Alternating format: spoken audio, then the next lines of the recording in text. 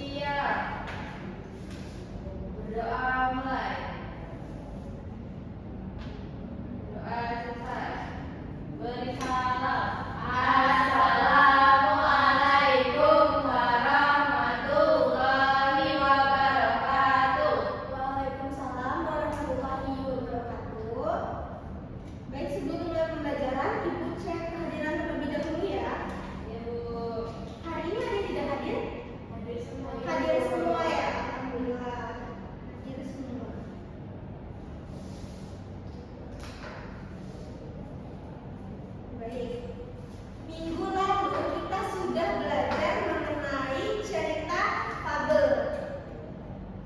Ada yang masih ingat tentang cerita fabel? Cerita hewan, Bu. Ya, cerita hewan. Bella, ada pendapat lain? Sama, jadi benar ya? Fabel adalah cerita yang tokohnya diperankan oleh hewan, manusia. Nah, hari ini kita akan belajar materi yang tidak kalah menarik dari materi sebelumnya. Kalian pernah dengar nggak? Nah, ibu ada pertanyaan nih. Kalau ke pantai selatan, jangan pakai baju hijau. Pernah nggak? Pernah ya.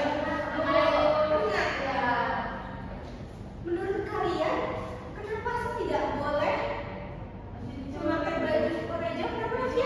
Dicuri. Takut diambilnya orang itu, takut tenggelam. Nah, semua itu kan masuk dalam kepercayaan masyarakat setempat ya, Nak ya. Mitos ya. Nah, mungkin kalian juga bertanya-tanya, apa benar sih hal demikian terjadi? Apa ya peristiwa tertentu yang mendasari mitos tersebut dapat dikenal oleh masyarakat ya, Nak ya? Apakah ini benar atau mitos belaka? Mitos menurut kalian. Nah, larangan tersebut sebenarnya ini memiliki cerita tersendiri di dalam suatu masyarakat loh. Cerita yang berkembang itu biasanya disebut dengan apa ya? Legenda ya. Sama semua pendapatnya. Ada yang lain, ada yang beda? Sama. Tepat sekali ya. Legenda adalah cerita rakyat yang dipercaya oleh masyarakat dan pernah terjadi. Nah, biasanya dikaitkan dengan asal usul suatu tempat atau kepercayaan tertentu. Nah, pastinya setiap peristiwa, setiap cerita legenda itu punya struktur atau susunan, betul tidak? Nah, seperti rumah ada fondasinya, tiang, atap. Nah, legenda juga begitu. Legenda punya ciri khas dan bahasa yang digunakan. Nah, hari ini kita akan belajar dua hal penting, yaitu terkait tentang teks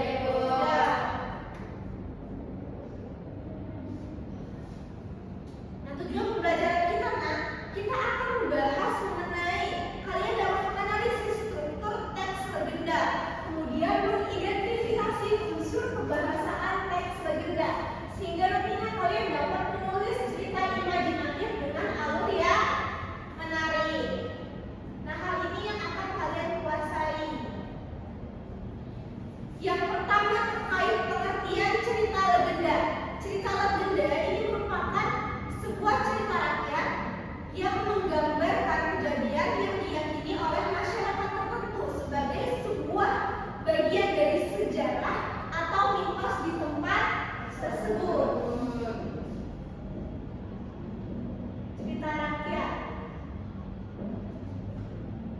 yang diyakini masyarakat setempat ya, terkait asal usulnya suatu tempat, asal usul suatu tempat. Nah, ini juga disebut dengan mitos. Mungkin sebagian orang yang tidak mempercayainya itu menyebutnya dengan mitos. Nah, selanjutnya terdapat ciri-ciri legenda yang harus kalian ketahui. Yang pertama, unsurnya fantasi. Fantasi itu apa, Ibu? Fantasi itu adalah mengandung unsur-unsur kesaktian. Nah, dari orang-orang terdahulu, nah kesaktian ini berbentuk tenaga, kemudian dia diberikan benda-benda atau ajaran-ajaran yang sifatnya itu benar-benar fantasi yang tidak bisa diterima oleh logika manusia. Ciri yang pertama apa tadi? Fantasi. Yang kedua, banyak mengandung keajaiban yang tidak masuk akal. Ada yang bisa memberikan contohnya tidak? Udah terbang. Iya, udah terbang ya. Udah pakai terbang ya. Terbang kan itu tidak, manusia kan tidak bisa terbang ya. Iya. Iya kan? Iya. Terus istilahnya ikan bisa berbicara itu kan mustahil ya. Nah, seperti itu. Nah, kemudian selalu dihubungkan dengan hal-hal yang goib, hal mistis ya. Kayak cerita tadi apa? Pantai Selatan. Itu dikaitkan dengan hal goib. Ada yang pernah ketemu dengan Nyala Kidul? Jangan itu. Teman itu, Bu. Teman gue siapa? Ibuku, Bu. Ibumu. Lisa. Lisa. Oh, itu pulang kan dia? Dimimpiin, Bu. Dimimpiin. Nah, itu mungkin sugestinya ya, Nak, ya. Karena dia kebanyakan membaca cerita. Nah, kemudian memiliki unsur sejarah. Pastinya, Nak. Sejarah ya. Pastinya, walaupun hal ini tidak sepenuhnya dipercaya oleh masyarakat, tetapi mereka yang mempercayainya itu percaya karena adanya sejarah. Nah, makanya hal itu dipercaya oleh masyarakat tempat tersebut. Kemudian dituturkan secara lisan dan tertulis.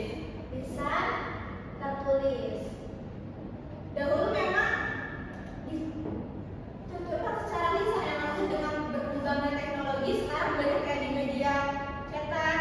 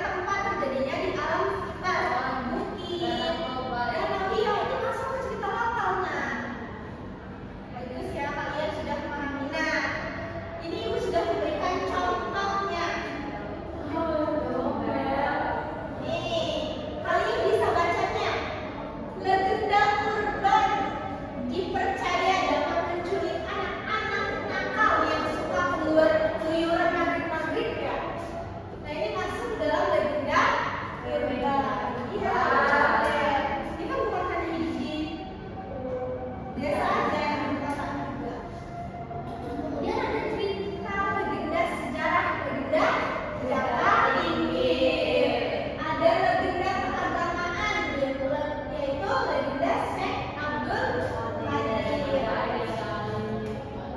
Ya, berbeda dari Safali ya, tokoh-tokoh agama. Kemudian legenda dengan Dewi Sri, legenda alam goib Putri Roro Kidul, legenda perorangan, legenda Si Pitung. Udah pernah baca Si Pitung? Oh ya Bu, pernah. Pernah ya. Nah, semua ini tujuannya adalah contoh-contoh dari pertanyaan yang sudah Bella tanyakan. Dapat dipahami?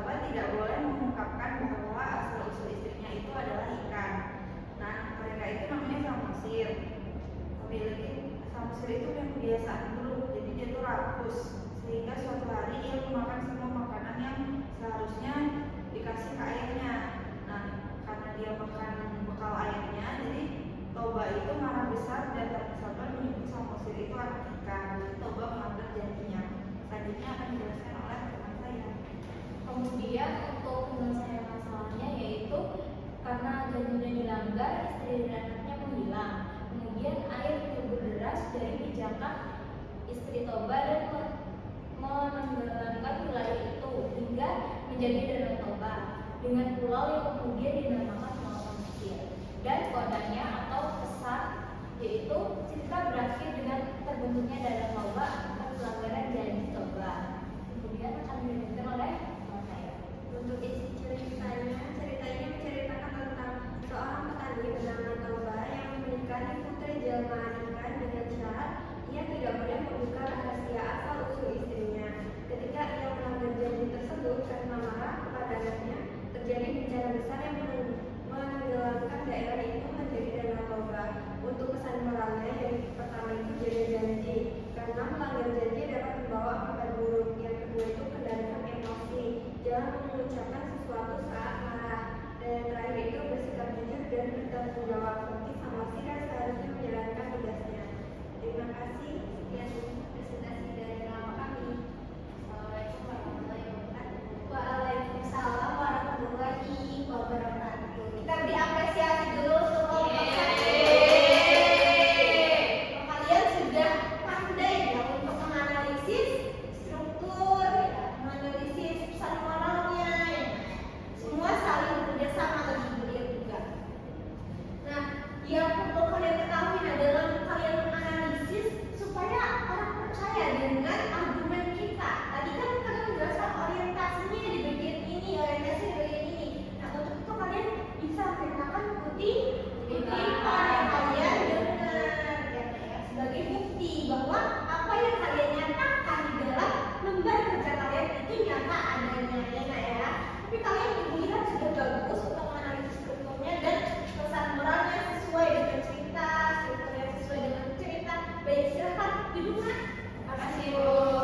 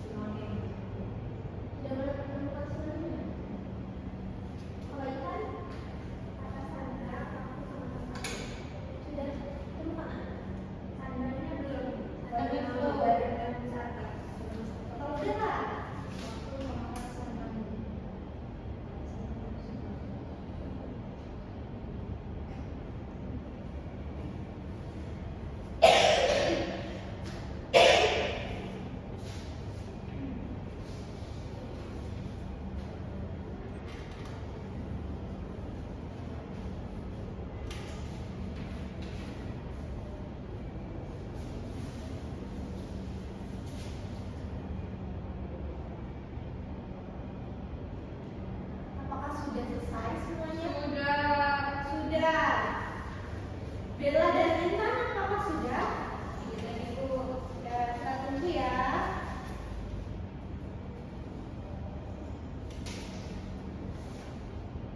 Ini Ibu baru selesai kerjaan ini.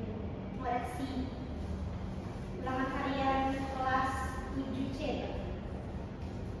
Kalian sudah paham ya? Siap belum? Belum.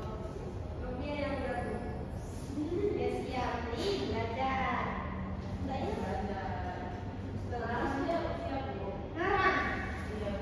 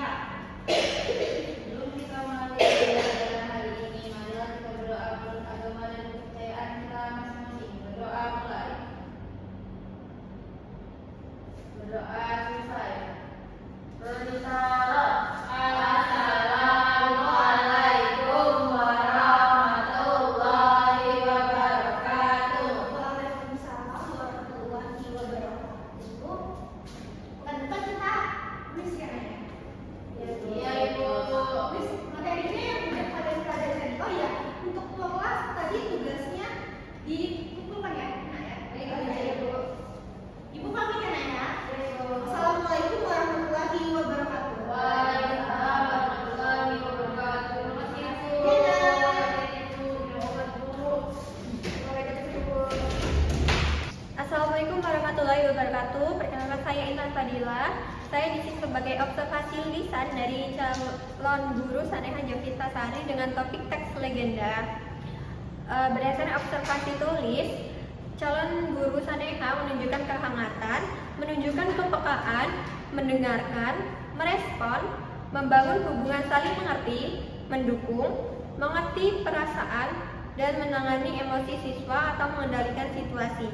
Ia juga menetapkan tujuan, merencanakan kegiatan, memberi nasihat, lalu menyediakan sumber, dan menantang siswa untuk berpikir, mendorong siswa untuk mengemukakan pendapatnya, dan mendorong siswa untuk menyelesaikan tugasnya, lalu ia juga menyenangkan. Sekian, terima kasih.